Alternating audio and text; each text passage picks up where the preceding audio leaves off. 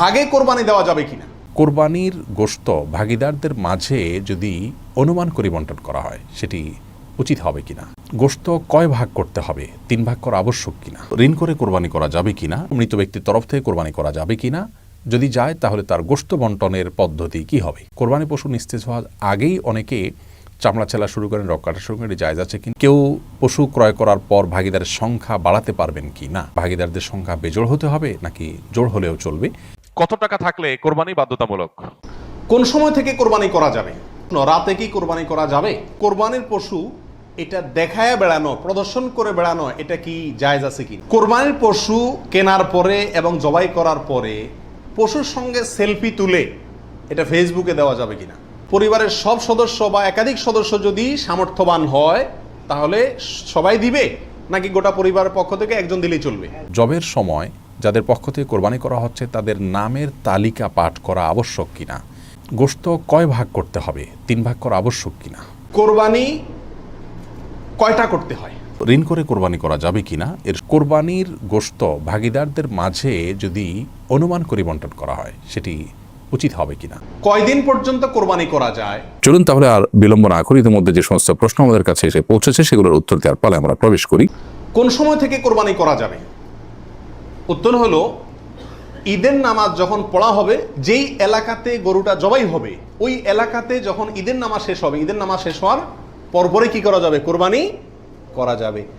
আরেক এলাকাতে ঈদের নামাজ শেষ হয়েছে, সেজন্য আপনার এলাকাতে আপনি কি করবেন না, কোরবানি করবেন না। আপনার এই পশু যারা কোরবানি করবে তারা ঈদের নামাজ পড়ার পরপরে কি করতে পারবেন, কোরবানি করতে পারবেন। রাতে কি কোরবানি করা যাবে? এই প্রশ্নের উত্তর হলো, রাতে কোরবানি করাকে ওলামা একরাম মাকরুহ বা অপছন্দনীয় বলেছেন। তার কারণ হলো, কোরবানি একটা আল্লাহর গুরুত্বপূর্ণ বিধান। এখানে পশুর রগ নির্দিষ্ট সংখ্যায় নির্দিষ্ট রগগুলো কাটা যেতে হবে। রাতে করলে অন্ধকারে সেগুলো কম বেশ হয়ে যেতে পারে, এই আশঙ্কায় দিনের বেলায় করা উত্তম এবং রাতের বেলায় মাকরুহ বলেছেন। তবে যদি পর্যাপ্ত আলোর ব্যবস্থা থাকে এবং এরকম কোনো ভুল হওয়ার আশঙ্কা না থাকে তাহলে রাতেও কোরবানি করা যাবে। কোরবানির পশু এটা দেখায় বেড়ানো, প্রদর্শন করে বেড়ানো, এটা কি জায়েজ আছে কিনা। আজকাল কোরবানির পশু কেনার পরে মহল্লাতে, গ্রামে, পাড়াতে, আশেপাশে একটা চক্কর মোটামুটি দেয় না, শুধু দেয় না, আপনার ওইটার গলায় একটা মালা লাগায়, হ্যাঁ, পারে না একটা সাইনবোর্ড লাগায় দেয় কার এটা সেটা, এবং তারপরে গরুকে নিয়ে পুরো এলাকাতে ঘুরায়, এরপরে বলে যে এটা কার গরু, বলে অমুকের গরু। এরকম একটা প্রথা মোটামুটি অঘোষিতভাবে চালু আছে না নাই?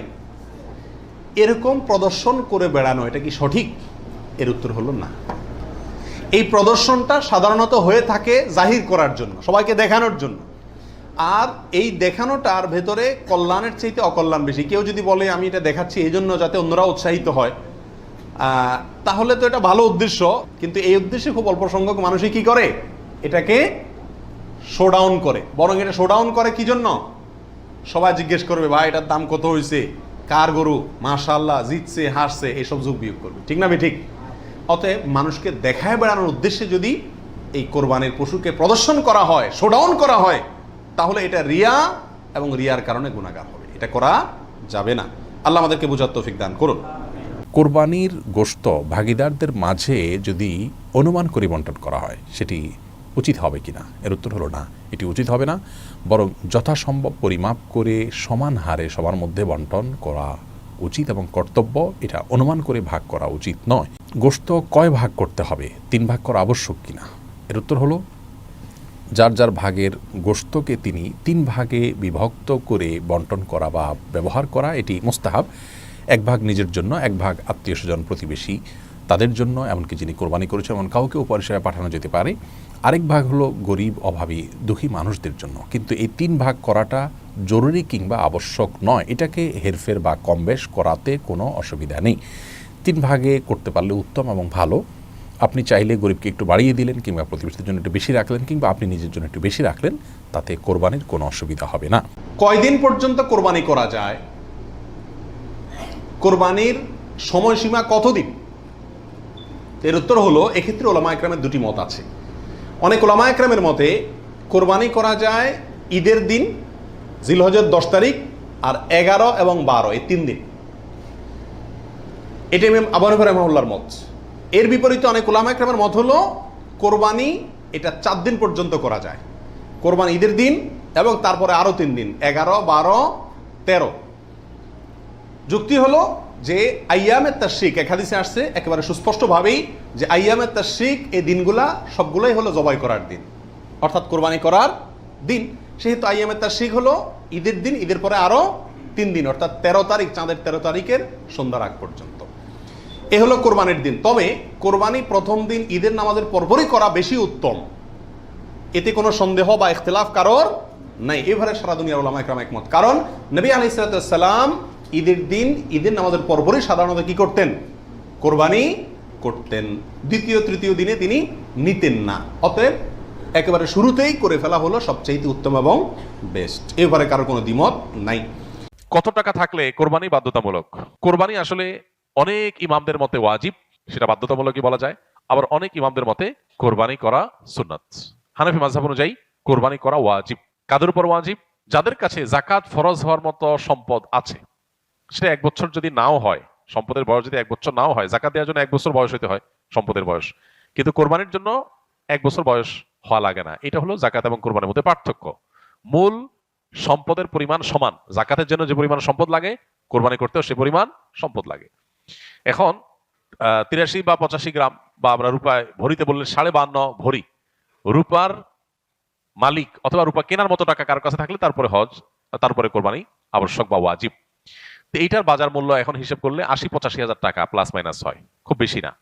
এই টাকা যদি কারোর কাছে থাকে ঋণ মুক্ত, তাহলে সেক্ষেত্রে তারপরে কোরবানি আবশ্যক। তারপরে ঋণ করে কোরবানি করা যাবে কিনা এর সরল উত্তর হলো ঋণ করে কোরবানি করা যাবে যদি আপনি পরবর্তী ঋণ পরিশোধের ব্যবস্থা থাকে, আপনি সেই জায়গা থেকেই ঋণ পরিশোধ করে দিবেন, এরকম আশা যদি থাকে আপনি অবশ্যই ঋণ করে কোরবানি করতে পারবেন। তবে ঋণ করে কোরবানি করা কারোর জন্য আবশ্যক নয়। আপনি যদি অভাবী হন, ঋণ করে কোরবানি আপনার জন্য করা উচিত হবে না যদি ঋণ পরিশোধের আপাত দৃষ্টিতে আপনার কাছে কোনো ব্যবস্থা না থাকে এবং যার কাছে ঋণ করছেন তাকে যদি আপনি ঘোরাতে হয় সে আশঙ্কা থাকে, তাহলে ঋণ করে কোরবানি না করাই উচিত।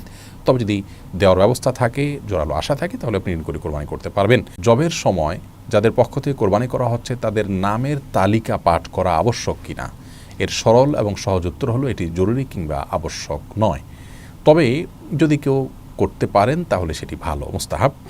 সহিহ মুসলিমের হাদিসে বর্ণিত হয়েছে রাসূল করিম সাল্লাল্লাহু আলাইহি সাল্লাম তার কোরবানি পশু জবাই করার সময় বলেছিলেন, বিসমিল্লাহ আল্লাহুম্মা তাকাব্বালহু মিন মুহাম্মদ ওয়া মিন আলি মুহাম্মদ ওয়া মিন উম্মতি মুহাম্মদ।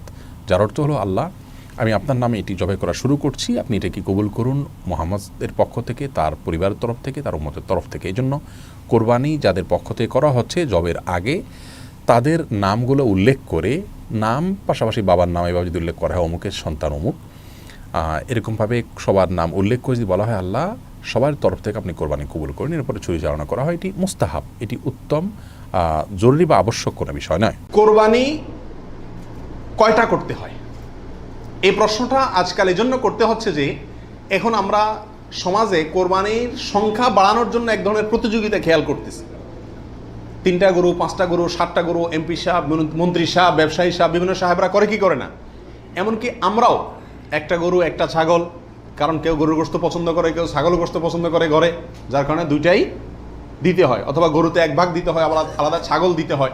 এই যে কোরবানির সংখ্যা বাড়ানোর একটা প্রবণতা আছে, আসলে ইসলামী শরিয়া কি বলে কোরবানির পশু বা কোরবানির সংখ্যা কতগুলো হওয়া জরুরি?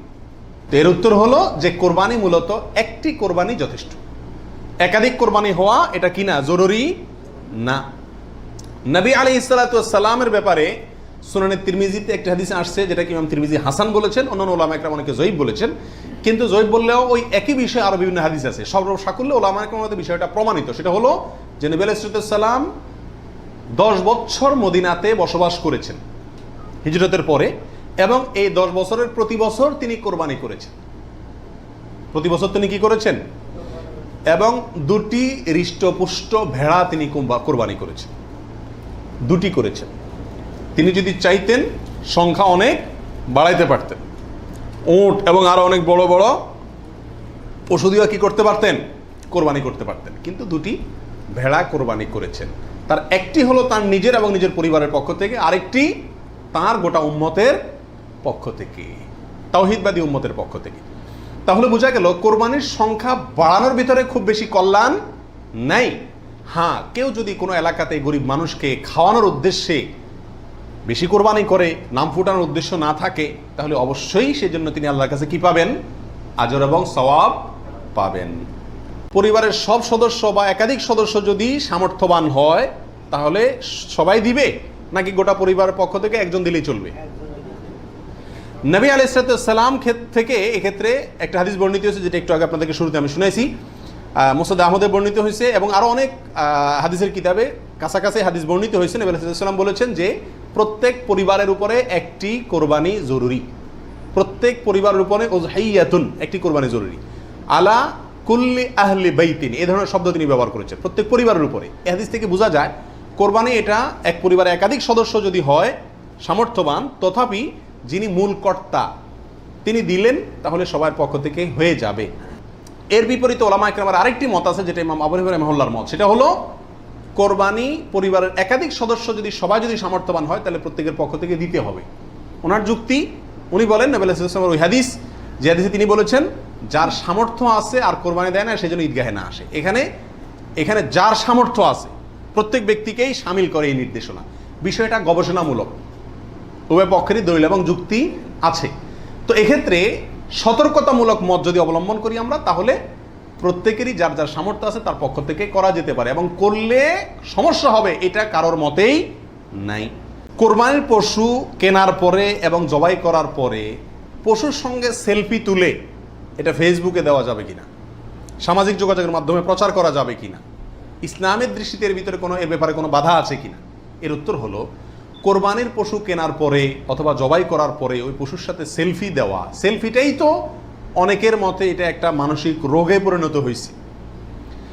আর এই গরুকে কেনার পরে, ছাগল কেনার পরে তার সঙ্গে ছবি তুলে, সেলফি তুলে ওইটা ফেসবুকে বা সামাজিক যোগাযোগের মাধ্যমে প্রচার করা, এটা ইসলামী শরিয়ার দৃষ্টিতে খুবই গর্হিত এবং নিন্দনীয় একটি কাজ। বিশেষ করে এই জন্য যে প্রথমত বিনা প্রয়োজনে এই ছবিটা তোলা হচ্ছে, দ্বিতীয়ত হলো এর মাধ্যমে নিজে কি কোরবানি দিচ্ছে এটাকে কি করা হচ্ছে? জাহির করা হচ্ছে, প্রচার করা হচ্ছে। বাহবা কি আল্লাহর কাছ থেকে নিতে চান না মানুষের কাছ থেকে নিতে চান? আল্লাহর কাছ থেকে যদি নিতে চান তাহলে ওইটাকে প্রচার করে মানুষের কাছে লাইক কমেন্ট পাইলেন, সেই আশায় এটাকে আপনার লাইক কমেন্টের ব্যবসায় বিজনেসের পুঁজি হিসাবে খাটাইলেন। আল্লাহর কাছে তার বিনিময় পাওয়ার আশা করা বড় কঠিন। এই জন্য এই গরুর সাথে সেলফি তোলা, বিশেষ করে জবাই করার পরে রক্ত সহকারে ছবি তোলা, এগুলো কোনো অবস্থাতেই ইসলামের শরিয়াত দৃষ্টিতে খুব একটা ভালো কাজ নয়। এগুলো থেকে আমাদের বিরত থাকা উচিত, মনে করা উচিত এটা একটা ইবাদত। এটা কি ইবাদত? ইবাদতের ক্ষেত্রে তামাশা বা যা মনে চাইলে তা করলাম, ফাইজলামতি করলাম, এর কোনো সুযোগ নাই। আল্লাহ আমাদেরকে বোঝার তৌফিক দান করুন।